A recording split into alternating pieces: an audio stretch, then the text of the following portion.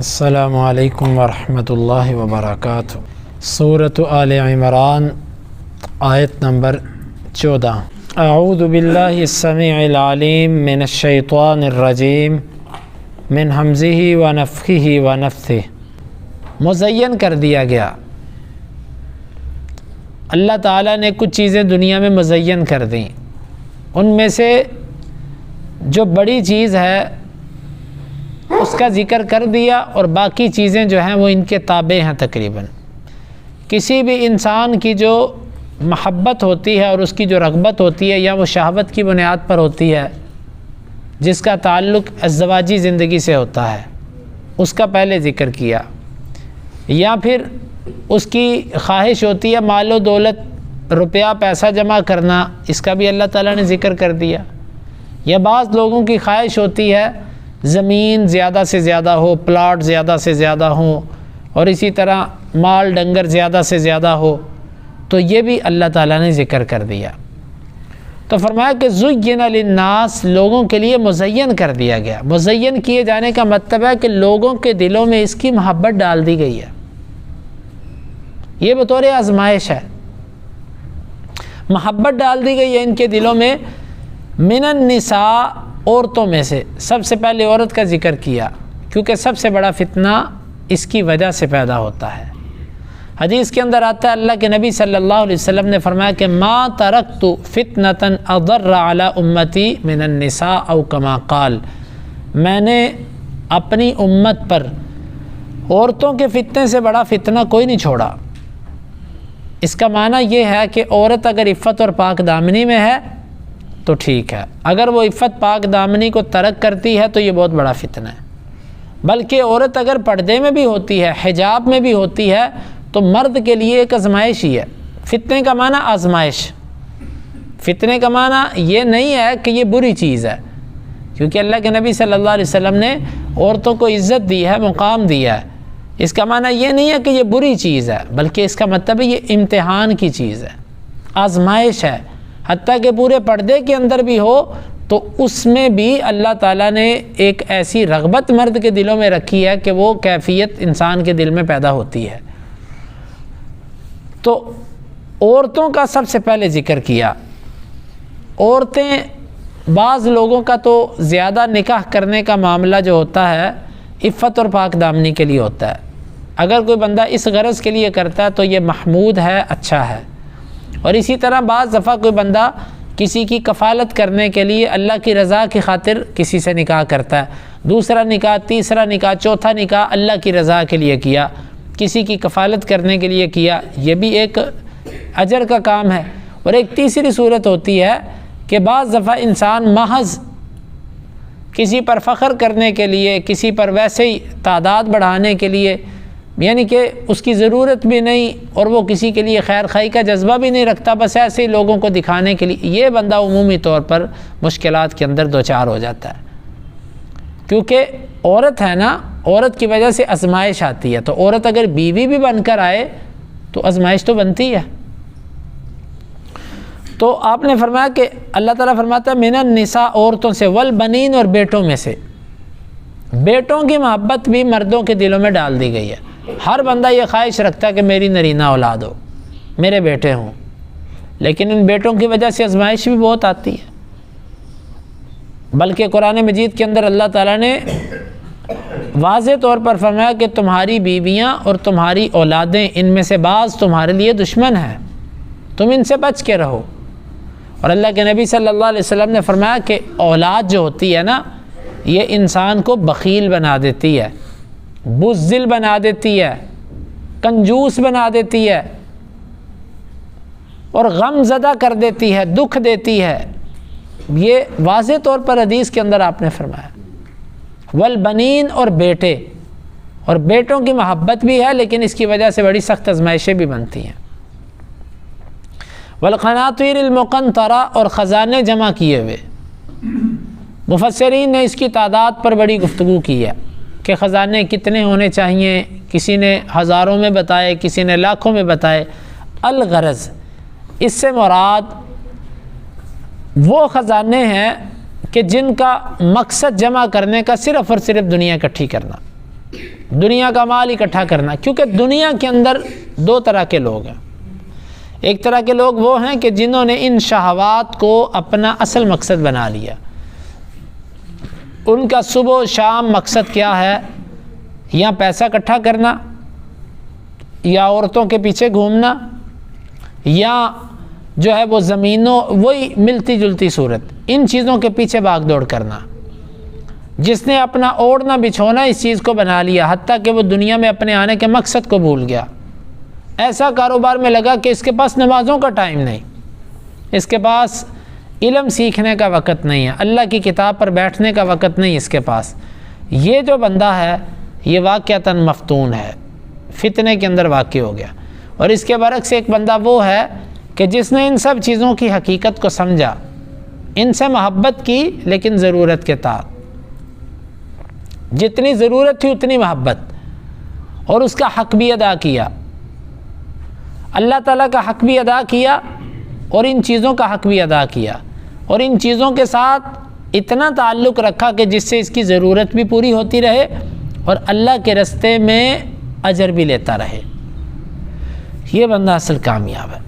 اسلام ہمیں یہ نہیں کہتا کہ تم دنیا سے کٹ جاؤ، دنیا سے لا تعلقی کرو۔ اسلام یہ نہیں کہتا کہ بیوی بچوں سے محبت نہ کرو، روپے پیسے کو جمع نہ کرو، روپیہ پیسہ کماؤ نہ۔ اسلام تو یہ کہتا ہی نہیں۔ اسلام تو صرف یہ کہتا ہے کہ فَأْتُوا كُلَّ ذِي حَقٍّ حَقًّا، ہر حق والے کو اس کا حق دو۔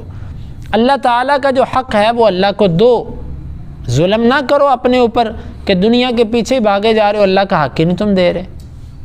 اور اللہ کا حق دینے کے ساتھ ساتھ اپنے بیوی بچوں کا حق بھی دو۔ یہ معنی نہیں ہے کہ آپ سارا دن مسجد میں بیٹھے رہو اور بیوی بچوں کو کھلاؤ پلاؤ کچھ نہ، ان کے لیے کرو کچھ نہ۔ اعتدال کے ساتھ چلیے۔ افراط و تفریط جو ہے اسلام اس سے منع کرتا ہے۔ اور خزانے جو جمع کیے جاتے ہیں وہ تھوڑے ہوں کہ زیادہ ہوں، من الذهب والفضہ، درم و دینار سے، والخیل المسومہ، اور گھوڑے جن کے اوپر نشان لگے ہوں۔ یہ نشان لگوں سے مراد یہ خاص نسلی قسم کا گھوڑا ہوتا ہے کہ جس کے لیے عام طور پر اس کی پیشانی سفید ہوتی ہے اور اس کے پاؤں کے جو جگہ ہوتی ہے وہ بھی سفید ہوتی ہے، اس کو 5 کلیان کہتے ہیں۔ تو یہ بڑا عمدہ قسم کا نسلی گھوڑا ہوتا ہے، اس کی بھی بڑی لوگوں کے دلوں میں محبت ہوتی ہے۔ حدیث کے اندر آتا ہے یہ گھوڑا رکھنے والا بندہ بھی مختلف طرح کا ہے۔ 2 بندے ایسے ہیں کہ جن کے لیے اجر ہے، اور تیسرا بندہ ایسا اس کے لیے وزر ہے، اس کے لیے بوجھ ہے۔ ایک بندہ وہ جس نے گھوڑے کے لیے، جہاد کے لیے گھوڑا رکھا، گھوڑا یا آج کے دور میں سواری جہاد کی نیت سے رکھی، یہ اس کے اوپر جتنا خرچہ کرتا ہے، اس کی جتنی خدمت کرتا ہے، اس سب پر اس کو اللہ سے اجر ملے گا۔ اور ایک بندہ وہ ہے کہ جس نے اپنی ضرورت پوری کرنے کے لیے رکھا، کسی ہمسائے کسی پڑوسی کی مدد کرنے کے لیے رکھا اپنی، تاکہ مجھے کل کو کسی کی محتاجگی نہ ہو، اس بندے کے لیے ستر ہے، یعنی اس کی وجہ سے یہ شرم سے بچ گیا اور اللہ تعالیٰ بھی اس کے اوپر پردہ ڈال دے گا۔ ایک تیسری قسم کا بندہ جو شو کے لیے، دکھلاوے کے لیے، ریاکاری کے لیے اس چیز کو رکھتا ہے، اس بندے کے لیے یہ رکھنا بوجھ ہے۔ آج کے دور میں آپ سواریاں لے لیں، لوگ جدید سے جدید گاڑیاں لیتے ہیں، عمدہ سے عمدہ سواریاں لیتے ہیں، ان کا مقصد کیا ہے؟ بس شو۔ اگر ضرورت کی حد تک ہے تو مناسب گاڑی اگر آپ کو مل گئی ہے تو کافی ہے آپ کے لیے، لیکن لوگوں کے دلوں میں یہ ہے شوخی اور دکھلاوا کہ تھوڑی دیر بعد گاڑی تبدیل کرو، رنگ تبدیل کرو، ماڈل تبدیل کرو، نئی فلاں آگے اس کے۔ اب دیکھیں، میں واللہ العظیم پچھلے دنوں کرونا تھا اور کتنے لوگ اس معاملے کے اندر پریشان تھے، لیکن کچھ گاڑیاں ہم نے دیکھی کہ وہ نئی نئی مارکیٹ کے اندر آئیں، اتنے پاکستانیوں نے گاڑیاں خریدی، پیسے پتہ نہیں کہاں سے نکلے۔ ویسے جس سے پوچھ لو، وہ جس نے کسی کا دینا ہے وہ بھی یہ کہہ رہا بھائی پیسے نہیں ہیں، کرونا ہے، کام بند ہے، اور گاڑیاں نئی سے نئی، ایک سے بڑھ کر ایک۔ یہ اللہ تعالی ہماری اصلاح فرمائے، یہ بیماری ہماری قوم کے اندر چل چکی ہے کہ ہمارے پاس اگر 10 روپے ہونا تو ہم کہتے ہیں میرے پاس 100 روپے ہے۔ حتیٰ کہ بعض لوگ تو ایسے ہوتے ہیں وہ بینکوں سے قرض پر گاڑی نکلوا کر اپنے شریکے میں شو کرتے ہیں کہ ہماری اپنی گاڑی ہے۔ ایک صاحب مجھے کہتا، میں نے اس نئی گاڑی تھی، میں نے کہا ماشاءاللہ کتنے کی لی ہے؟ مجھے کہتا جی آپ سے کیا چھپانا ہے، بینک سے نکلوائی ہے، قسطیں دے رہے ہیں، پر بتانا نہیں کسی کو، ادھر سارا شریکہ بیٹھا ہوا ہے۔ اب یہ کیا عزت ہے اور یہ کیا شوق ہے؟ اللہ تعالیٰ معاف کرے، وہ کوئی حادثہ ہو جائے پھر الٹی پڑ جاتی ہے یہ چیز۔ تو لوگوں کے اندر اگر تو سواری جہاد کی نیت سے رکھی ہے یا اپنی ضرورت کے لیے لوگوں کی مدد کے لیے رکھی ہے تو وہ اجر ہے، اگر اس سے ہٹ کر رکھی ہے تو وہ آپ کے لیے وزر ہے، آپ کے لیے بوجھ ہے۔ والانعام، اور چوپائے، یہی کیفیت چوپایوں کی ہے۔ یہ جن کا پیشہ ہوتا ہے نا وہ اس پر بھی فخر کرتے ہیں، میرے پاس اتنے اونٹ ہیں، میرے پاس اتنی گائیاں ہیں، میرے پاس اتنی بکریاں ہیں۔ ہر پیشے والے کا اپنے پیشے والے کے ساتھ مقابلہ ہوتا ہے۔ تو یہ بھی اگر مقابلے کے لیے دنیا کے لیے رکھا ہے تو یہ بھی بوجھ ہے۔ اگر اللہ کی رضا کے لیے رکھا ہے، کسی کی مدد کرنے کے لیے رکھا ہے، ساتھ تجارت بھی مقصد ہے، تو انشاءاللہ اس پر اجر ہے۔